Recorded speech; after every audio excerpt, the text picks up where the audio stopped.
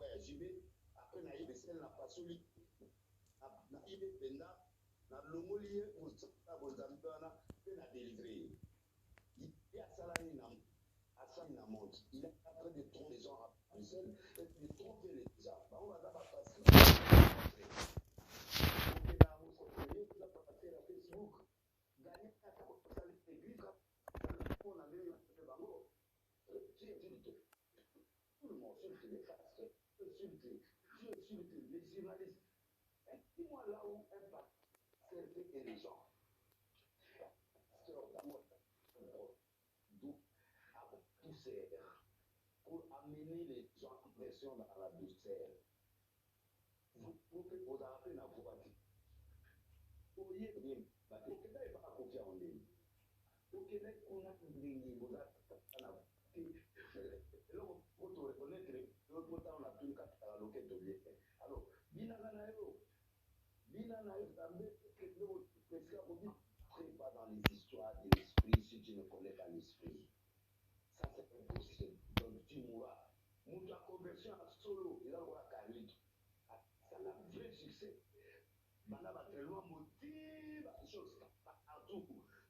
mwana mobali wana timo moko le plaisir abimisa album esala succès nayoki mpe balobi album nana osomba album yango nani akosomba na mongongo nini benaka si bato mosusu bayembela yo tete yo mpenza bwana oyo nayoka yango atuka nzambe alebisa yo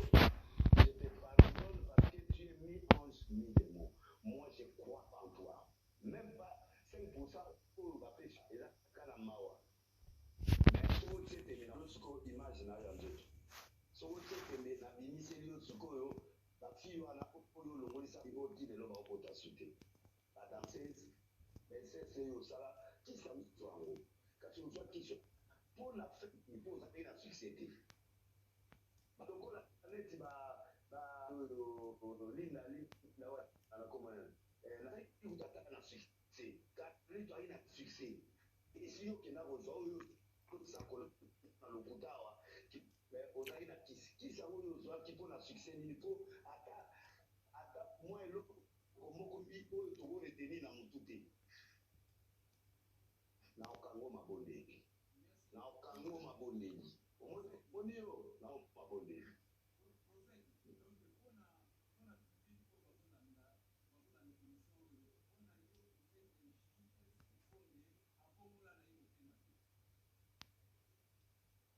démon 5 pour t'appeler non c'est démon pour moleki amana nzoto katiasi bana bato ya longola bateni ya bazobosota te asamelela bango kasi po nga na oprie mpona te atindelanga ofrande nasamelela bango te eza façon kaka na lingi te eza façon ya koloba kaka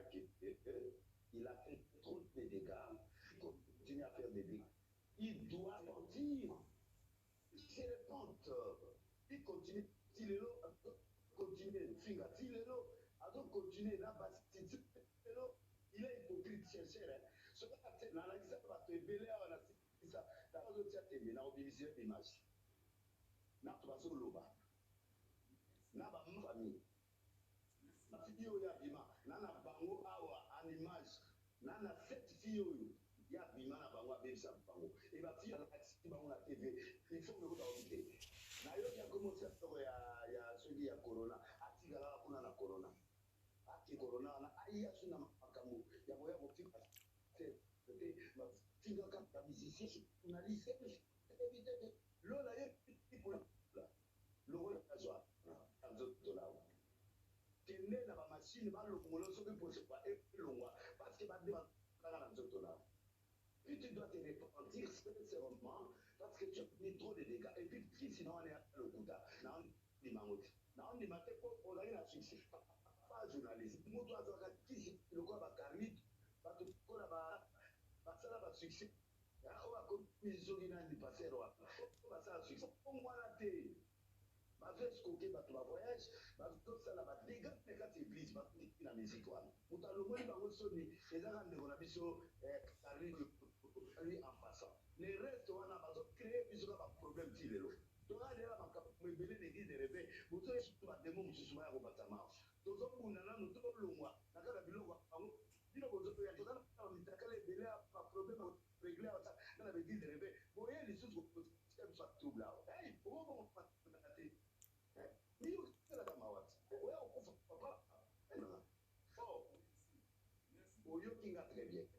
soki ema olakisa image mpona oyo okokutuyaka te sakana te na oyo tozolobaka wana pas de milesi des nations on a beta ba un an na photo na oteya na Belgique ba partout na monde entier la baradimati yo zebisaka na otinda bato na life donc yo ndenge nini life loko oza déjà problème na mozart j'ai si tu te rends ne dérangez pas le public comme on pourrait à Paris là ou à Belgique ou à travers de distraire les gens si on continue bon tu vas mourir pas de vous dire il faut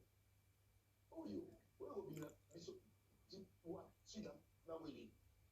omone komokita parce que nakolasa ekotuku yo osala nana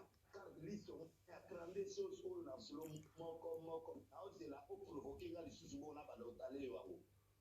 naosala yango na 5% ya mwa bonzambe ozotalaka kombo na yesu na kati na bio ya marobe na tiaki boko wana biloko oyo osala wana bio wana ezali kote argentine aganyaki yango ozomona ozobetaka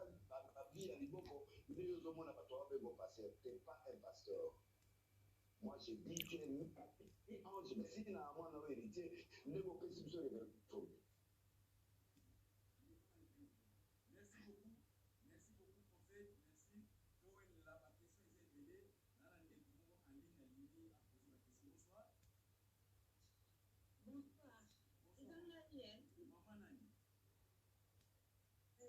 Maman Esther. Il y a un mutuna mwana bien posé pasteur Denis. Pasteur Denis, bonsoir. Bonsoir maman Esther. Papa, mais il faut noter sur les questions bien remarquer à la salamé. Lelo natali émission ya papa Denis Leti. Natali yango attaqué José Nzita na Thomas Lokofe.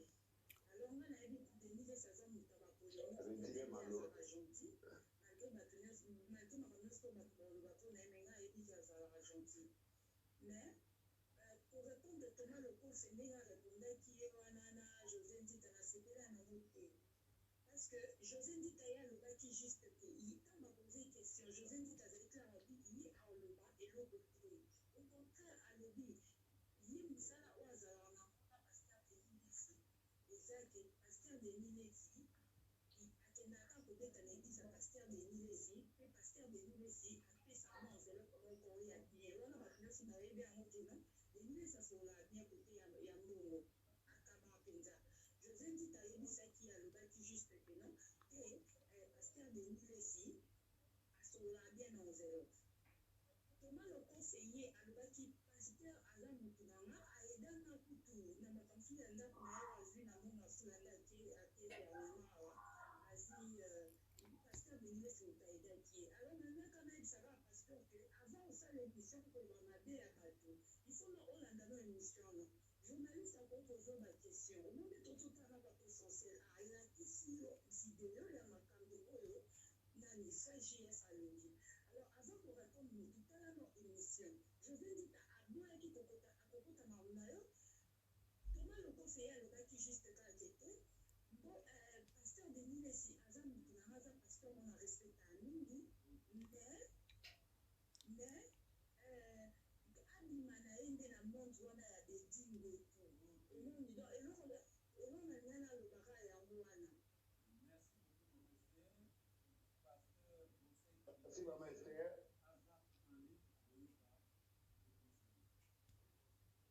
Merci beaucoup papa atiki bino. Partagez l'émission, ayoka pe réaction, José Ndita, ayoka réaction ya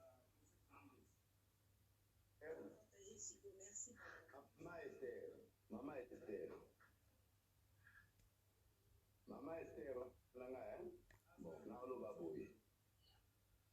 nalingi kaka nanake bisaka bandia komo nanga ekomi kokumba oblai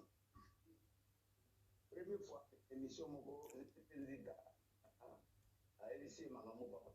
sa tose kote nakende koyebiso na ndako esenga papa aza koreproche koloba bapastener aosala bo mais ye moko ake korépondre na plein air tokuti na présidence koloba baye biso ngai mpola tokelai kuna tozali na bango natuni ekestion na babete bakonselinga makambo tusa nalingaki kaka naisa musicien chrétien je suis pas en guerre avec eux passé yango par le coffre c'est moi le coffre po aya poto déjà na tobunda sanga délai c'est maman a dit que je suis son bras kaka azala nanga naoyo azalaki mpe nanga mais bango nde ekolo pesa conseil chaque fois tuna yo question longola yango makambo keno mamadi keno otuna ye moko difate oloba na ololakisanaki nzela naza eza mabe c'est pas bon difata olobele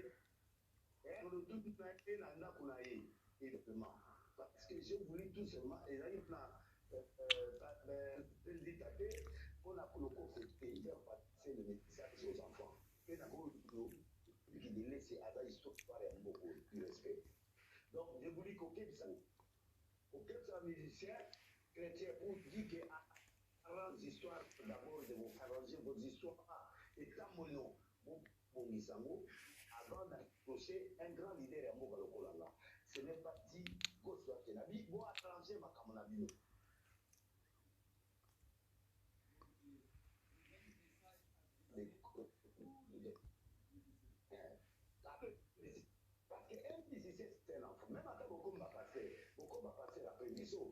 Donc il faut respecter les aînés. Je suis un évêque nommé par un moment, accepté par tout le congrès. Depuis les 8 heures, la Congo. Donc l'État, ce qui a dans la besoin consultant. Comme il y a musicien, même pas beaucoup de l'eau, attends à comment décider. On a le nage terrifiant. Il y a un autre natif, on a des locaux fêtés, des locaux fêtés. Et José Dicapé, j'ai voulu faire passer un message à tous les musiciens chrétiens et le pasteur pour avoir évolué.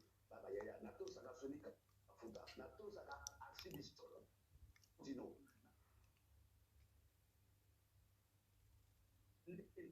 Margena